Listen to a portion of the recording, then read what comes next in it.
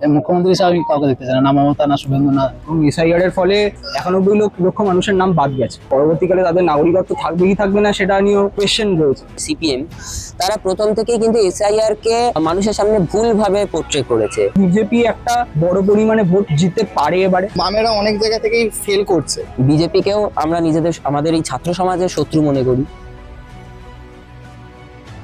সামনেই 26-এর বিধানসভা ভোট, আর আমরা পৌঁছে গিয়েছি যাদবপুর বিশ্ববিদ্যালয়ে।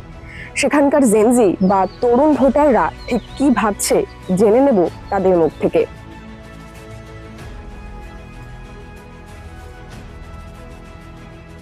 আমার যেটা ওপিনিয়ন হচ্ছে, বর্তমানে বাংলার যা পরিস্থিতি এবং যে এসআইআর হলো রিসেন্টলি, এবং এসআইআর এর ফলে 91 লক্ষ মানুষের নাম বাদ গেছে ভোটার লিস্টের তালিকা থেকে। পরবর্তীকালে তাদের নাগরিকত্ব থাকবে কি থাকবে না সেটা নিয়েও কোয়েশ্চেন রয়েছে। তো এবং আমরা যদি দেখি যে কোন কোন অঞ্চল থেকে বাদ গেছে, যেখানে এখানে দেখা গেছে যে অনেক ক্ষেত্রেই যে গত ইলেকশনে মানে লোকসভা ইলেকশন যেখানে হলো, যেখানে মমতা ব্যানার্জি মানে টিএমসি যেখানে আর কি বিজেপির থেকে ধরুন 20,000-এর মার্জিনে জিতেছে বা একটা সার্টেন মার্জিনে যেখানে জিতেছে, তার থেকে মানে বেছে বেছে সেই সব অঞ্চল থেকে আরো বেশি বেশি করে নাম বাদ দেওয়া হয়েছে। মানে 20,000 মার্জিনে যদি টিএমসি বিজেপির থেকে যেতে, তাহলে বিজেপি মানে ওখানে দেখা যাচ্ছে হয়তো 40,000 জনের নাম বাদ গেছে। তো এইরকম ভাবে প্ল্যানফুল ইলেকশন কমিশন অফ ইন্ডিয়ার করা এসআইআর এবং বিজেপির সাহায্যে, মানে বিজেপির পক্ষে তো অবশ্যই রয়েছে, বিজেপির ফরেই কাজ করছে বিজেপির জন্য। তো সেইভাবে এইবারে ইলেকশনে কি হবে, কে জিতবে, এটা বলাটা অনেকটা মুশকিল। কারণ কাদের নাম বাদ গেছে, এবং এটা কিন্তু তাও একটা আন্দাজ করা যেতে পারে যে যেই সংস্থারা, যেমন বিহারে এর আগে এসআইআর হয়েছিল এবং আমরা দেখতে পেরেছি যে বিহারে যেখানে আগে বিজেপি জেতেনি, এসআইআর এর পরে বিজেপি জিতে গেছে। তো একটা পরিমাণ চান্স রয়েছে যে বিজেপি একটা বড় পরিমাণে ভোট জিততে পারে এবারে, এই একটা সংশয় রয়েছে। এইবারের নির্বাচনটার মূল যে ইস্যুতে হচ্ছে সেটা হচ্ছে অনুপ্রবেশ ইস্যুতে হচ্ছে। তো সেখানে অলরেডি আমরা দেখেছি কিভাবে লক্ষ লক্ষ মানুষের নাম বাদ চলে গেছে। তাতে আমাদের এমনি ছাত্র সমাজের মধ্যে একটা অংশের মধ্যে আজকে কে জিতে আসবে তার থেকেও বেশি আজকে দেখার বিষয় হচ্ছে গিয়ে যেই মানুষগুলোর ভোটাধিকার চলে গেছে, তাদের যে আজকে নাগরিকত্বের যে অধিকার সেটা প্রশ্নের মুখে, সেটা যাতে আগে নিশ্চিত হয়, সেটার পরেই আমরা ভোটের কথা ভাবতে পারি।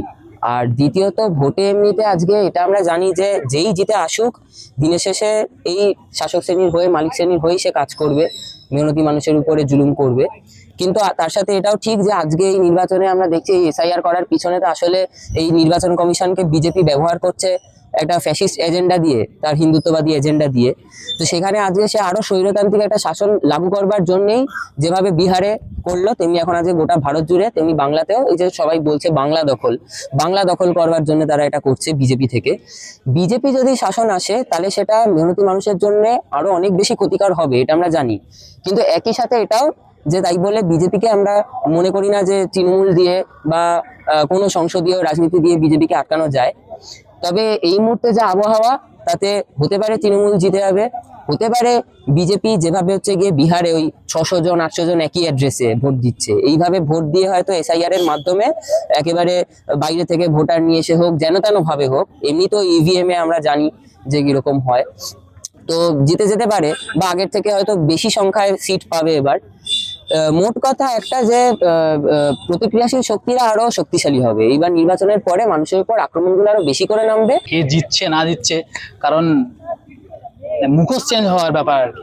মানে বিজেপি এসে তৃণমূল যাবে বা তৃণমূল এসে বিজেপি যাবে, এটা কিচ্ছু আমূল পরিবর্তন হবে না। মানে মেহনতি মানুষের বা সাধারণ জনগণের বা স্টুডেন্ট, অ্যাজ এ স্টুডেন্ট আমি যদি বলি, আমার কিচ্ছু পরিবর্তন হবে না। কারণ শিক্ষা খাতে হোক বা যে কোনো জায়গায় R&D তে ডেভেলপমেন্টে বাজেট হোক, কোনো জায়গায় মানে রীতিমতো আরো ডিক্লাইন করছে বাজেটের। স্টুডেন্ট আমি এটাই বলতে পারি। তো আমি আশা দেখছি না যে কে জিতলো না জিতলো তাতে আমার কিছু যায় আসে না স্টুডেন্ট।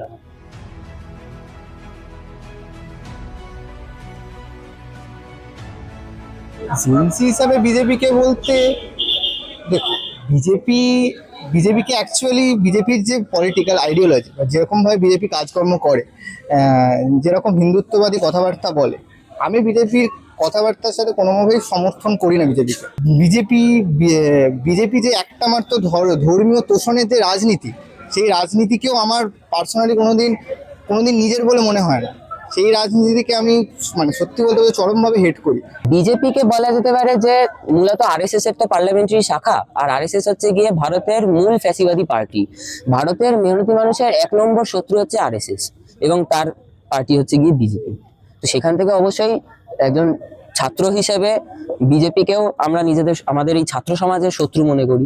অত্যন্ত জঘন্য লাগে প্রথম, এবং কেন যদি বলি যে আজকে ভারতবর্ষে যে মানে পুঁজিবাদী যে ভারতবর্ষের যে সমাজ রয়েছে, যে ব্যবস্থা রয়েছে, সেই ব্যবস্থা আজকে যেই ক্রাইসিসে রয়েছে, সেই ক্রাইসিসের মধ্যে আজকে মানুষজনের চাকরি নেই, ঠিক আছে, এবং জিনিসপত্রের দাম হু হু করে বাড়ছে। এই পরিস্থিতিতে যে মধ্যবিত্ত সমাজ যে রয়েছে, পৃথিবীর সমাজ রয়েছে, সেই সমাজের যে হতাশা, সেই হতাশাটাকে কাজে লাগিয়ে সেটাকে একটা ভুল দিকে চ্যানেলাইজ করা, তাকে একটা ভুল মানে মানে কি বলবো, একটা মিথ্যা প্রত্যাশা দেওয়া যে আজকে যে মানে কোনো সময় সেটা সংখ্যালঘুরা চাকরি খেয়ে নিচ্ছে বা সংখ্যালঘুরা দেশের ভেতরে নানা রকম ঝামেলা করছে, সেই হিসেবে সংখ্যালঘুদের উপরে অত্যাচার করা বিজেপি, বা কোনো সময় জাতির মানে জাতপাতের ভিত্তিতে মানুষদের উপরে অত্যাচার করা। এবং রিসেন্টলি আমরা দেখেছি যে পরিযায়ী শ্রমিক বাংলাদেশি তকমা দিয়ে বহু বাঙালি পরিযায়ী শ্রমিকদের উপরে অত্যাচার করা, তাদেরকে মারা, এবং দেশের অনেক সম্পত্তি প্রাইভেটাইজ করে দেওয়া থেকে শুরু করে অনেক রকম জিনিস, এই টাইপের জিনিস বিজেপি আজকের দিনে করে এসছে। 5 পা দিল ইনস্ক্রিপ্ট। এই 5 বছরে আমরা আমাদের সাধ্যমতো শ্রম, নিষ্ঠা এবং সাহসে ভর করে চালিয়ে গেছি আমাদের সাংবাদিকতা। এক্সিট পোলের মিথ্যাচার ফাঁস করেছি আমরা। গিগ শ্রমিক, পরিযায়ী শ্রমিকদের কথা বারবার তুলে ধরেছি আমরা। প্যালেস্টাইন, বাংলাদেশ নিয়ে কথা বলেছি আমরা। বাংলাদেশের শাটডাউনের দিনগুলিতে প্রবাসী বাঙালিদের তাদের পরিবার পরিজনের খবর দিয়েছি আমরা। নাগরিক সাংবাদিকতা চালিয়ে যেতে গেলে চাই নাগরিকদের প্রত্যক্ষ অংশগ্রহণ। তাই আমরা ডোনেশন ব্যবস্থা চালু করেছি। স্ক্রিনে দেওয়া এই কিউআর কোডে আপনারা আমাদের যে কোনো অঙ্কের মূল্য পাঠাতে পারেন। আপনাদের অনুদান আমাদের নিজেদের কাজ এগিয়ে নিয়ে যেতে সাহায্য করবে।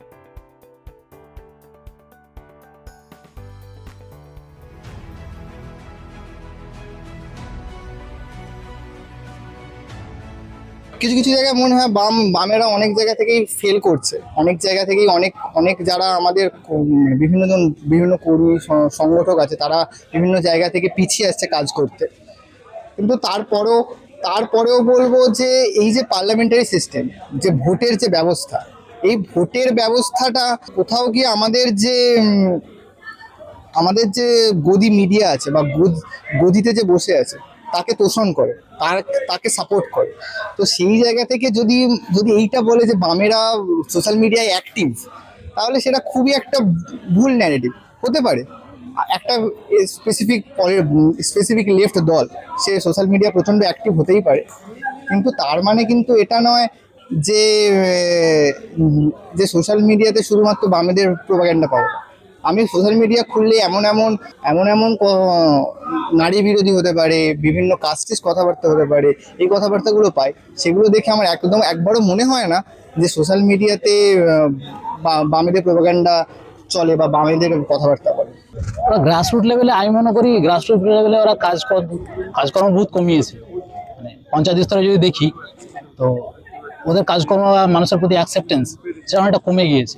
আর সোশ্যাল মিডিয়া যদি বলা যায় যে সোশ্যাল মিডিয়াতে ওদের কাজকর্ম সেরকম নেই, শুধু হাইপ আছে মানুষের মধ্যে যে হ্যাঁ কি শহরে আর কি ব্যাপারটা আছে, ব্যাপারটা যে শহরে বাম যাদের বলে যে আর কি শহরে নকশাল বাম, ওরকম ব্যাপারটা আছে ভাই, বামপন্থী বা এসে ভাই ওরকম, মানে এসে ভাই বলছি সিপিএম এর ওরকম কোনো বুম নেই আর কি এখন। ওটা শুধু সোশ্যাল মিডিয়াতে সীমাবদ্ধ। মানুষের মধ্যে অতটা অ্যাকসেপ্টেন্স কতটা আছে সেটা নিয়ে অনেক বড় প্রশ্ন। যাদবপুরে নাচে কথা বললে বোঝা যাবে আর কি ছাত্রের মধ্যে কি রিয়াকশন, বা আপনি হয়তো কথা বলেছেন এর আগে। আজকে যেহেতু নির্বাচনটায় যেটা হচ্ছে, সেই এসআইআরটা এর আগে আমাদের ইতিহাসে আগে কখনোই হয়নি বলা যেতে পারে। সেখানে দাঁড়িয়ে কিন্তু মানে বামপন্থীদের মধ্যে যে এই সংস্কারবাদী যে বামপন্থী দলগুলো, তাদের মধ্যে সব থেকে যে বড় দল সিপিএম, তারা প্রথম থেকেই কিন্তু এসআইআর কে মানুষের সামনে ভুলভাবে পোর্ট্রে করেছে। তারা প্রথম থেকেই স্বচ্ছ এসআইআর, ভালো এসআইআর এর মাধ্যমে খুব একটা বেশি কিছু হবে না, এটা একটা সাধারণ প্রক্রিয়া, এইভাবে কিন্তু মানুষকে পথে নামা থেকে বাধা দিয়েছে। মানে বলেছে যে ভয় পেতে হবে না, এসআইআর প্রতি বছর যে আইআর হয়, রিভিশন হয় ভোটার লিস্টে, এটাও সেরকমই, নতুন কিছু নয়, ওই মৃত ভোটারদের বাদ দেওয়া হবে। এইটার মাধ্যমে কিন্তু একটা বড় অংশের মানুষকে অলরেডি তারা এই যে আক্রমণটা নামছে সেটার বিরুদ্ধে প্রতিরোধ গড়ে তোলবার পথে বাধা সৃষ্টি করে দিয়েছে। সেটার ফলে ইতিমধ্যেই মানুষের মধ্যে সংখ্যালঘু নিপীড়িত মেহনতি মানুষের মধ্যে একটা ক্ষোভ আছেই। এছাড়া সার্বিকভাবে এই এই বামপন্থীরা, সংস্কারবাদী যে বামপন্থীরা, তারা 34 বছর ধরে এই বাংলায় সরকারে থেকে তারা মেহনতি মানুষকে এই তাদের যে নিজেদের লড়াই নিজেদের লড়তে হবে এই জায়গা থেকে সরিয়ে এনেছে। তোমাদের হয়ে আমরা লড়ে দেব, এই যে 60-70 ধরে যে এখানের যে জুট মিলগুলোতে যেই লড়াকু আমরা শ্রমিক আন্দোলন দেখেছি, সেগুলো আস্তে আস্তে ধসে গেছে। আর সেখানে আজকে এই কারখানা অঞ্চলগুলো, যেখানে এই বামপন্থী মানে কি মেহনতি মানুষের রাজনীতি, শ্রমিকের রাজনীতি, তাদের এই জুট মিলের যে অর্থনৈতিক দাবি দাওয়া, কারখানা বন্ধ হয়ে যাচ্ছে, আর তাদের বেতন বৃদ্ধি থেকে শুরু করে সামগ্রিক যত অর্থনৈতিক দাবি দাওয়া, সেইগুলোতে ইউনিয়ন গুলো আমরা জানি যে কিভাবে তারা মালিকের সাথে দালালি করে বসে আছে, ঠান্ডা ঘরে তারা হচ্ছে গিয়ে সেটিং করে বসে আছে। তার উপরে তারপর হচ্ছে গিয়ে দ্বিতীয় প্রশ্ন আসে হচ্ছে গিয়ে রাজনৈতিক প্রচার করা, শ্রমিকদের মেহনতি মানুষের মধ্যে রাজনৈতিক প্রচার করা, যে বিজেপি আসলে কি, ফ্যাসিবাদ আসলে কি। সেটা না করে তারা একটা এই সংসদীয় রাজনীতির মধ্যে থেকে, ভোটের রাজনীতির জায়গা থেকে তৃণমূলের বিরুদ্ধে একটা গোসা করে তারা এই এমন একটা মনোভাব তৈরি করেছে, মধ্যবিত্ত একটা সেন্টিমেন্ট তৈরি করেছে যে তৃণমূলের অপশাসন সেটাকে সরিয়ে দিয়ে যেই আসুক ভালো, মানে যেই আসুক তৃণমূলের অপশাসনের থেকে বাঁচতে পারবো। সেখান থেকে একটা বড় অংশের মানুষ হতাশ হয়েছে, অনেকে বিজেপির দিকে ঝুঁকেছে। আবার একই সাথে এই বামপন্থী রাজনীতির যে হচ্ছে গিয়ে ভোটের ইয়ের মধ্যে ঢুকে যাওয়া, পার্লামেন্টের সংসদের মধ্যে ঢুকে যাওয়া, সেখান থেকে তাদের লড়াইয়ের জায়গাটা কমে গেছে। তো এই সব দিক থেকেই মানুষের বামপন্থীদের উপর থেকে আস্থা হারিয়েছে। কিন্তু একই সাথে আমি একজন বামপন্থী হিসেবেই বলতে চাই যে এই সংস্কারবাদী বামপন্থী রাজনীতির বাইরেও বামপন্থী রাজনীতি আছে, এবং বামপন্থী রাজনীতি মানে শুধুমাত্র এই ভোটের রাজনীতি নয়। আজকে ভোটের ফলাফলে হয়তো বামপন্থীদের এই সংস্কারবাদী বামপন্থীরা 0 সিট পেতে পারে, কিন্তু যদি এই ফ্যাসিবাদের বিরুদ্ধে, তৃণমূলের অপশাসনের বিরুদ্ধে, দুর্নীতির বিরুদ্ধে যদি লড়াই করতে হয়, সেটাও বামপন্থী রাজনীতির মাধ্যমেই করতে হবে।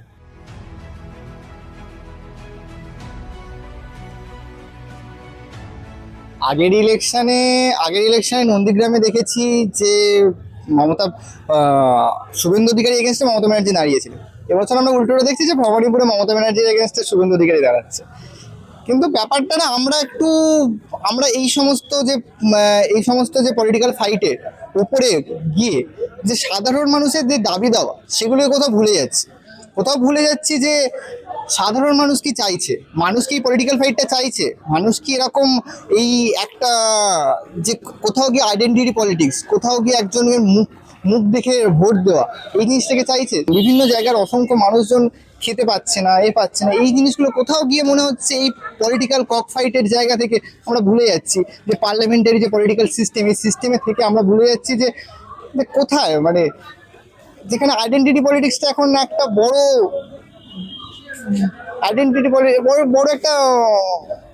একটা জায়গা হয়ে যাচ্ছে সত্যি বলতে। এই একই কথা, মমতা বন্দ্যোপাধ্যায় জিতুক কিংবা শুভেন্দু অধিকারী জিতুক, দিনের শেষে আজকে তৃণমূল জিতে যাওয়ার পরেও তো সেই নাগরিকত্বের অধিকারগুলো হরণ হবেই। কাজেই সেখান থেকে আজকে আমার কাছে স্ট্যাটিস্টিক্যাল ডেটা নেই যে কে জিতবে, তবে অবশ্যই এসআইআর এর মাধ্যমে আজকে আমরা দেখেছি যে যেখানে যেখানে বিরোধী, মানে বিজেপির বিরোধী যারা, তৃণমূলের ভোটারের সংখ্যা বেশি আছে, সেখানে নাম বাদ যাওয়ার জায়গাটা বেশি, বা সংখ্যালঘু ধরে মুসলিমদের ধরে আর কি নাম বাদ দেওয়া হচ্ছে। তো সেই জায়গা থেকে হতেই পারে যে বিজেপিকে জিতিয়ে দেওয়ার একটা চেষ্টা চলছে। তো সেখান থেকে আমি কাউকে দেখতে চাই না মুখ্যমন্ত্রী হিসাবে, ঠিকই আছে, যা জনতা সরকার হোক, মুখ্যমন্ত্রী হিসাবে আমি কাউকে দেখতে চাই না, না মমতা, না শুভেন্দু, না শ্রমিক অধিকারী, কাউকে দেখতে চাই না।